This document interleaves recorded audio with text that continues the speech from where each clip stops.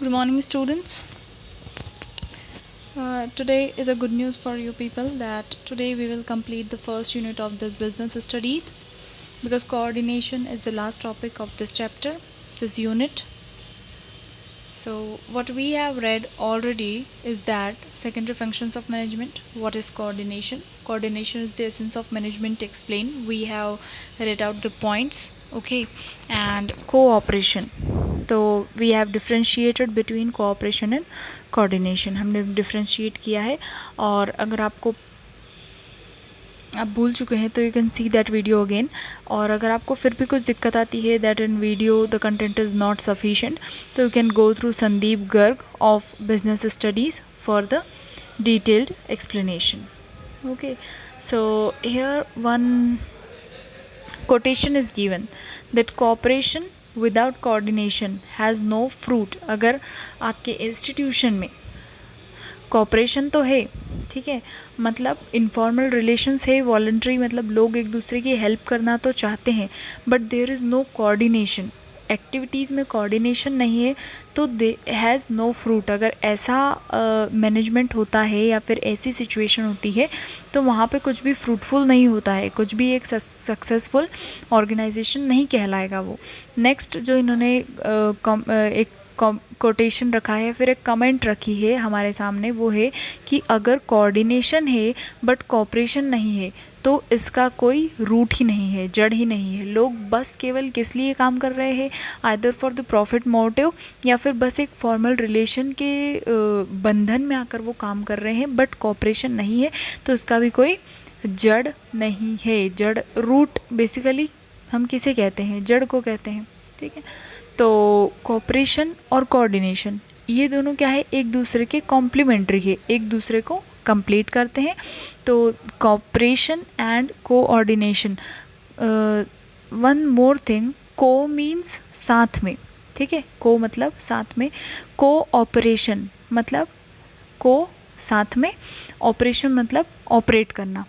So what does it completely means? That cooperation means operating together, and coordination, co again together and ordination, ठीक है, मतलब एक organisation, ठीक है, organise order में करना है एक, तो ऑर्डरिंग together, तो cooperation and coordination. But what do we read it, what we pronounce it? Cooperation and coordination. And what I am pronouncing again and again, आपने शायद नोटिस भी किया होगा कि ये cooperation क्यों बोलती होगी, ठीक है. तो why do I speak like this? Because it is cooperation, operating together, and coordination means ordering together. So cooperation and coordination, this is about it. Further, you have to differentiate between cooperation and coordination. Points have been given in your book and you have to read that basically, obviously. Characteristics of coordination. Coordination बहुत important topic है. इसके characteristics, इसका significance और इसका nature, ये तीनों ही आपको by heart पता होना चाहिए. तो कोऑर्डिनेशन इंटीग्रेट ग्रुप एफर्ट्स, इसका फर्स्ट कैरेक्टरिस्टिक है, इसका फर्स्ट फीचर कह सकते हैं या फिर इसका फर्स्ट नेचर बताया गया है. तो coordination integrate group efforts. Coordination unifies unrelated और डाइवर्स इंटरेस्ट. कोऑर्डिनेशन क्या करता है, कोऑर्डिनेशन मतलब एक साथ में ऑर्डरिंग करना, कोऑर्डिनेशन साथ में ऑर्डरिंग करना. तो अगर आप कोऑर्डिनेट करते हैं तो ये कोऑर्डिनेट किसे करता है, किसकी ऑर्डरिंग करता है साथ में, उन डिफरेंट एक्टिविटीज़ की, उन डिफरेंट इंटरेस्ट की, उन डिफरेंट लोगों की जो डिफरेंट बैकग्राउंड से है. तो ये हर एक चीज़ को ऑर्डर में करता है. जैसे कि coordination unifies unrelated or diverse interest into purposeful work activity. It gives a common focus to group efforts and ensure that performance is as per plans. The coordination integrates group efforts. ठीक है. Next is unity of action. Coordination promotes unity of action. ठीक है, कि जो भी हो रहा है, कोई भी ऑपरेशन अगर कंडक्ट हो रहा है ऑर्गेनाइजेशन में, so that should go with the flow of harmony. ठीक है, सब एक एकता के साथ करें and towards the common goal of the organisation. तो कोऑर्डिनेशन क्या करता है, यूनाइट करता है डिफरेंट एक्शंस को, that is why it is said unity of action. Continuous process, coordination as planning, जैसे कि प्लानिंग कंटिन्यूस है, एक्चुअली व्हाट हैपन्स कि मैनेजमेंट ही एक कंटिन्यूस प्रोसेस है। और ये जो हम सब पढ़ रहे हैं, प्लानिंग, डायरेक्टिंग, कंट्रोलिंग, कोऑर्डिनेशन वगैरह, ये सब मैनेजमेंट के ही पार्ट्स है। अब जो हेड है वही ऑल परवेसिव है, मतलब वही हर लेवल पे, हर जगह पे, हर इंडस्ट्री में, हर किसी भी इवेंट में आप किसी की भी बात करो, एक छोटे से छोटे हाउस होल्ड सेक्टर से लेके बड़े से बड़े इंडस्ट्री से देखिए, तो मैनेजमेंट हर जगह रिक्वायरमेंट होती है। तो उसी तरह से जो मैनेजमेंट के फंक्शंस है वो भी ऑल परवेसिव होंगे। प्लानिंग हर लेवल पे आएगी, डायरेक्टिंग हर लेवल पे आएगी, कंट्रोलिंग हर लेवल पे आएगी।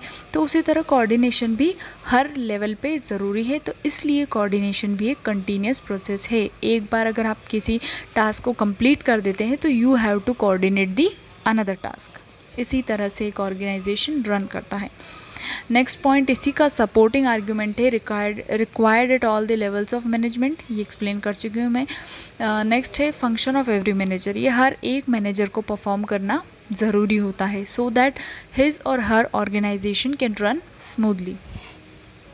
अब देखो कोऑर्डिनेशन के भी दो टाइप्स बता रखे हैं, इंटरनल कोऑर्डिनेशन और एक्सटर्नल कोऑर्डिनेशन। इंटरनल अंदरूनी इन द ऑर्गेनाइजेशन, एक्सटर्नल बाहरी आउट ऑफ द ऑर्गेनाइजेशन। ठीक है, इसका आप फर्दर एक डिटेल में पढ़ लीजिएगा, I am not explaining here, I am going through importance of coordination. मैं जंप कर रही हूँ कहाँ पे, इम्पोर्टेंस ऑफ कोऑर्डिनेशन पे, क्योंकि हम यही पढ़ेंगे। इम्पोर्टेंस ऑफ कोऑर्डिनेशन क्या है, ग्रोथ इन साइज। ठीक है, आप इन पॉइंट्स को नोट डाउन कर सकते हैं।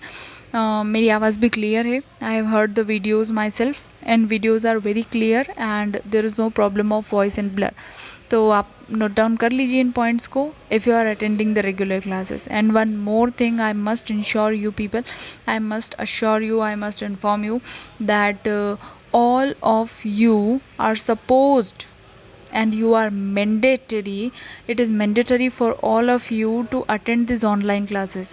See, we are not creating and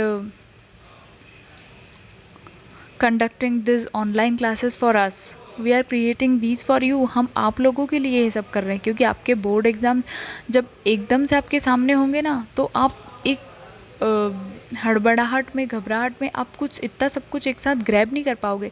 अब हालांकि अभी स्कूल्स ओपन नहीं है, but if we have ways, अगर हमारे पास तरीके हैं पढ़ने के, तो हमें पढ़ना चाहिए। ठीक है, एंड हम तो ये कह सकते हैं कि हम अपनी तरफ से पूरा आपको एक्सप्लेन कर रहे हैं, बता रहे हैं। If you have any problem you can ask us. And one more thing, ठीक है, हम बस कह सकते हैं, करना आपको है, क्योंकि you have to pass out the board exams.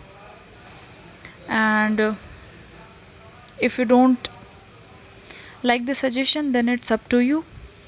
Okay, हाँ, तो हम क्या पढ़ रहे थे, importance of coordination. Importance of coordination, growth in the size. जब भी बिजनेस ऑर्गेनाइजेशन का साइज़ बढ़ता है, एक्टिविटीज़ भी बढ़ती है, डिपार्टमेंट्स बढ़ते हैं, एम्प्लॉयज़ बढ़ते हैं, हर एक चीज़ का एक्सपांशन होता है। तो इसलिए हर एक चीज़ में मैनेजमेंट रिक्वायर्ड होता है, और इसीलिए हर एक चीज़ को, हर एक ऑपरेशन को, हर एक एम्प्लॉय को, या फिर हर एक वर्कफोर्स जो तैयार होती है, उसे आपको कोऑर्डिनेट करने का ज़रूरत पड़ता है। तो इसलिए when with the increase in size of organisation number of employees also arises. ठीक है, नंबर ऑफ एम्प्लॉयज़ भी बढ़ेंगे। तो इंडिविजुअल्स जो होते हैं दे कम फ्रॉम डिफरेंट बैकग्राउंड। ठीक है, और उनके डिफरेंट इंटरेस्ट होते हैं, हैबिट्स होती है, उनके वर्क गोल्स अलग होते हैं।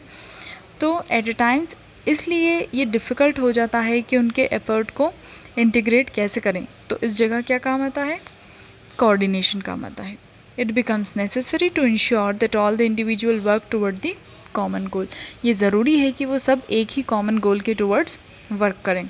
ठीक है, तो इसलिए ऑर्गेनाइजेशनल एफिशिएंसी के लिए coordination is important. And coordination what does it do, coordination helps to harmonise individual goals and organisational goals, individual के गोल को ये सम अप करता है, मर्ज कर देता है with the organisational goal. Next है फंक्शनल डिफरेंशिएशन।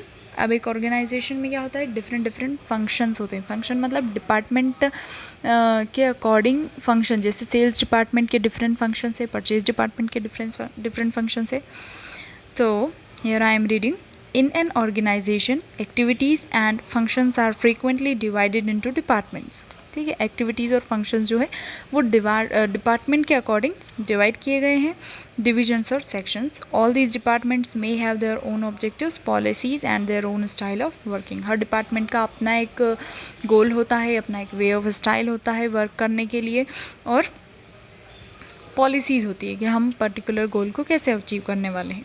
अब हर एक डिपार्टमेंट जो है वो क्या चाहता है कि अपने ऑब्जेक्टिव को अचीव करें इन आइसोलेशन फ्रॉम अदर, वो दूसरों से हट के, मतलब वो एक सेल्स डिपार्टमेंट है तो वो सिर्फ सेल्स डिपार्टमेंट अपने आप को ही देखता है, दूसरों को वो छोड़ देता है। आइसोलेशन तो आप बहुत अच्छे से जानते होंगे कि जब से कोरोना आया है, isolated, he has isolated himself, he has been isolated for 14 days। बहुत ज़्यादा सुना है आपने। आइसोलेट मतलब अकेले रहना, एक अकेलापन, मतलब लोनली, क्या दूसरों को एक, खुद को एक आइसोलेटेड यूनिट के रूप में देखना और एक सोशल डिस्टेंसिंग मेंटेन करना कि हमें दूसरे डिपार्टमेंट से कोई लेना देना नहीं है। We have to achieve the objectives of sales and for this we are working. ठीक है, तो ये isolation from other it often leads to clash. अब अगर ऐसा वो करने लगे तो फिर तो दिक्कत हो जाएगी। ठीक है, they will fight within the organisation में ही फाइट स्टार्ट हो जाएगी।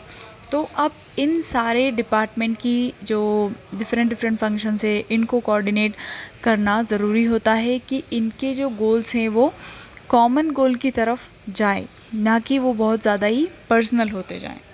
ठीक है, तो all the department and individual जो होते हैं इनको समझना होगा ये कोऑर्डिनेशन के थ्रू कि सारे डिपार्टमेंट्स जो हैं और सारे इंडिविजुअल्स जो हैं वो इंटरडिपेंडेंट है, एक दूसरे पे ही डिपेंडेंट है, and activity of each department needs to be focused on attainment of common goal of the organisation. ठीक है, और उनको करना क्या है, कॉमन गोल को अचीव करने के लिए उन्हें फोकस करना चाहिए। इसलिए कोऑर्डिनेशन हेल्प करता है to synchronise activities of these departments so that they proceed together in a single direction instead of working as independent unit. तो कोऑर्डिनेशन क्या करता है, एक लिंक बनाता है इनके बीच में, एक लिंक को डेवलप करता है दैट आप आइसोलेट नहीं रह सकते, यू पीपल आर इंटरडिपेंडेंट।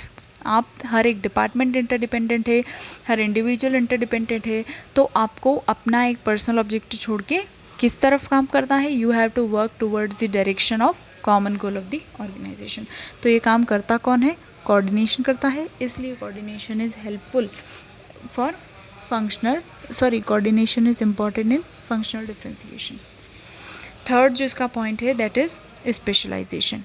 ठीक है, स्पेशलाइजेशन में क्या है, due to increasing complexities of modern technology and diversity of task a number of specialist are hired. ठीक है, डिफरेंट टास्क होते हैं, कोई कंप्यूटर स्पेशलिस्ट है, कोई सेल्स मैनेजर है, तो वो सेल्स मतलब उसका जो सेल आउट करने का जो वे है दैट इज़ वेरी फंटास्टिक, तो वो उस चीज़ में स्पेशलाइज करता है। कोई प्रोडक्शन में स्पेशलाइज है। तो क्या होता है कि जैसे जैसे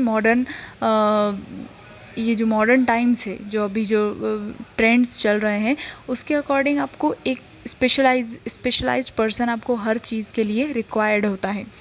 ठीक है, अब ये क्या प्रॉब्लम क्रिएट करता है, तो स्पेशलिस्ट क्या सोचते हैं, usually they think that they only are qualified to evaluate, जज and decide according to their professional criteria. वो खुद को ही क्या समझ बैठते हैं कि यार मुझे ही पता है कि क्या करना है, कैसे करना है, और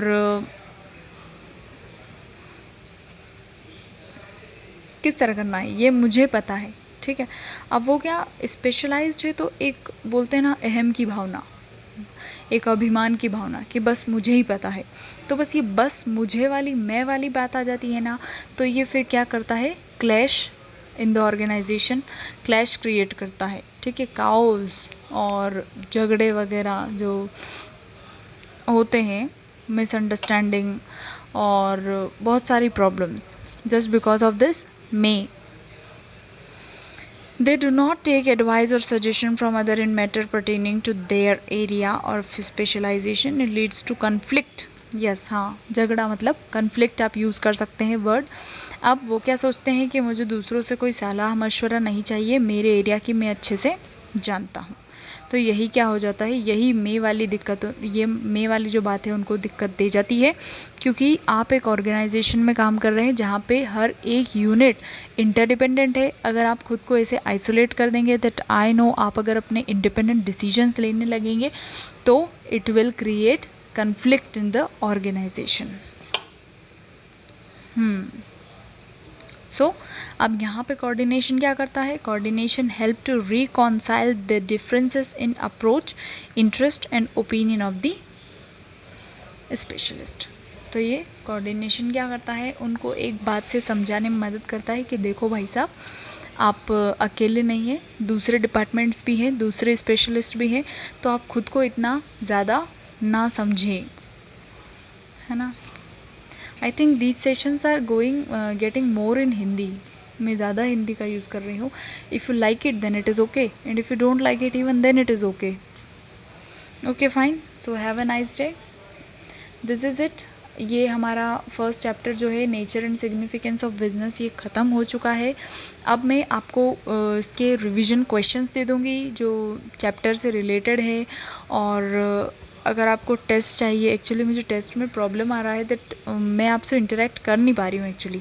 तो मैं सोच रही हूँ that I should conduct one of the live classes. मैं लाइव क्लास ले रही हूँ एक्चुअली. ये जो वीडियोज़ है ये मैं अपलोड करती हूँ, तो अगर किसी दिन टेस्ट का होता है तो we will go live. Okay. या फिर मैं ऐसे ही आपको स्लाइड बना के दे देती हूँ, तो आप उसे सॉल्व आउट कीजिए और फिर आप उसे सबमिट कर दीजिए. मुझे वाया ईमेल कर सकते हैं, ठीक है, या फिर आप मुझे व्हाट्सएप ग्रुप में सेंड कर दीजिए. देखिए जो भी होता है, बाकी आज अभी तक जो पढ़ा है उसे रिवाइज़ कीजिए. जो इम्पोर्टेंट पॉइंट्स है उन्हें नोट डाउन कीजिए अपनी कॉपी में. देखो अब आप छोटे बच्चे तो रहे नहीं कि मैं आपका CW चेक करूँगी, आपका ये कॉपी वर्क कंप्लीट हुआ है या नहीं ये भी चेक करूँगी. अब आप बड़े हो गए हैं, यू नो वेरी वेल कि what is important for you. आपको नोट्स बनाने हैं, क्योंकि आपको एग्ज़ाम टाइम पे केवल क्या पढ़ना है, नोट्स ही पढ़ने हैं. पूरी बुक लेके तो बैठोगे नहीं. पूरी बुक लेके बैठोगे ना तो 1 या 2 चैप्टर हो पाएगा, क्योंकि बुक में बहुत ज़्यादा वास्ट इन डिटेल एक्सप्लेन किया होता है. हम नोट्स में क्या करते हैं, पॉइंट्स नोट आउट करते हैं बस, और बाकी हम अपने अकॉर्डिंग उसे एक्सप्लेन कर सकते हैं. तो it is must for you people that you must make notes, and you know very well that this is important for you. ये आपके लिए ही ज़रूरी है, मेरे लिए ज़रूरी नहीं है, और मैं आपके लिए ही कह रही हूँ. तो आप बेहतर है कि नोट्स बनाएं, रीडिंग करें, रेगुलर रीडिंग आप कीजिए, ठीक है. क्योंकि अगर आप पढ़ते हैं किसी चीज़ को, एक चीज़ जो मेरे स्कूल में मुझे बताया करते थे कि अगर आप किसी चीज़ को याद करने की कोशिश करते हैं तो वो आपको याद नहीं रहेगी, ठीक है. पर अगर आपने किसी चीज़ को ऐसे ही पढ़ लिया कि हाँ ठीक है कहीं पढ़ा था मैंने, तो वो चीज़ आपके दिमाग में बैठ जाती है. आप न्यूज़पेपर पढ़ते हो, ठीक है, कोई भी खबर पढ़ी, आपको कितने भी 10, 15, 20 दिन बाद भी अगर पूछेंगे, बोले हाँ मैंने पढ़ा था ऐसा न्यूज़पेपर में, आपने याद तो किया नहीं उसे, बस एक जनरल वे में पढ़ा था. तो रीडिंग क्या है, यही है. आप बस रीड करके उसे भले ही छोड़ दो, आपके माइंड में वो क्लिक हो जाएगा if you are reading regularly. और मेरा तो ये सजेशन है that you people must read, और बाकी आपको जैसा ठीक लगे. Okay fine, have a good day.